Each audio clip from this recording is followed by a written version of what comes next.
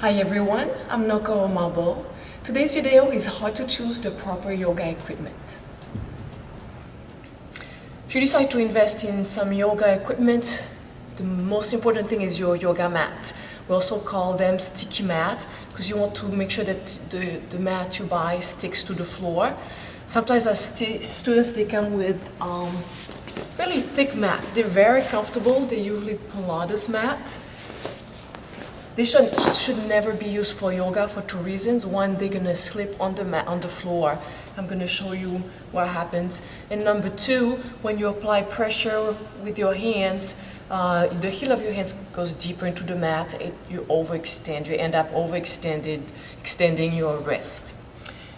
The most basic yoga mat, you'll find it just about anywhere. It's the cheapest one. It's pretty good to start with. It's usually the yoga mat I use when I teach yoga. It's a little bit slippery for me, and therefore I wear some yoga socks. When I practice yoga for myself, I use this yoga mat right here. It's not thicker. It's a different quality. The reason I buy this mat is that I have very bony back. So when I lay on my back, or depending on what type of saunas we do, it can be very uncomfortable. They're much more expensive. They can be anywhere from $80 to over $100. However, they are much stickier and they provide a lot of padding. They're also heavier. That's one thing you want to keep in mind. So here I have a Pilates mat. It's pretty thick compared to the other mat. And look what happens when I place my foot on it. It's easy to slide. So that can be dangerous, doesn't work for yoga. Look the difference here, there's no way I can move this mat. Among the basic equipment you need for yoga, I would say that yoga straps are very useful, especially if you're not flexible. Even if you're flexible, sometimes at the end of the practice you want to be able to relax without using too much strength in your arms, and that's when those yoga straps become very handy.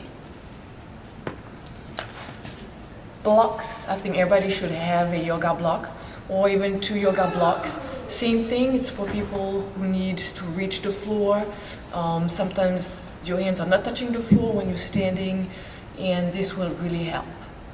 And even if you're flexible, there are some type of yoga or resting poses where you can really use some blocks just to relax your body, so having a couple blocks will definitely help. Some students like to use a yoga towel. If you decide to use a yoga towel, make sure you purchase a towel that's specifically designed for yoga. It means that the bottom usually have sticky dots that stick to your mats, and the top of the mat is designed to keep your hands from sliding if you sweat a lot. If you sweat a lot and you don't have a towel, you will see that your hands are sliding during your practice. It's not very comfortable. I personally don't use a towel except if I take what we call a hot yoga. So this is a towel designed for hot yoga. There's no sticky things on either side, and you have to wet them a little bit. They only become sticky when they are wet. In hot yoga, you basically sweat a lot, so your hands will be wet. You will need a towel. I've seen people using those yoga socks. They're also specifically designed for yoga. They have little toes here, and the bottom is sticky.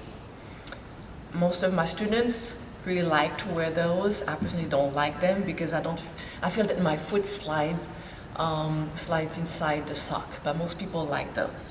This is also to prevent your feet from sliding on your mat.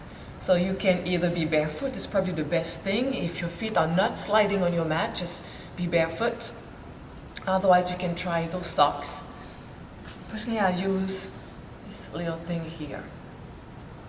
I use a different type of shoe. The one I use also have a sticky bottom. Just that's one space for the big toe. The other toes go out, and so my toes can stick on the mat. And that's how it looks, basically. Just can put the big toe in the middle, and those are very comfortable.